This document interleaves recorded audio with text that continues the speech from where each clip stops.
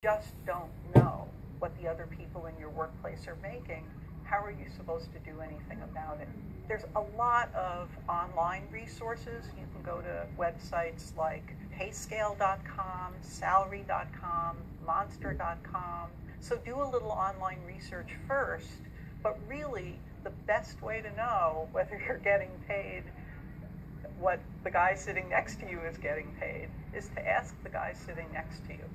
If you are retaliated against by your employer for discussing wages in the workplace, call the local office of the National Labor Relations Board and look into filing a complaint. If you work for a federal contractor, call the Department of Labor.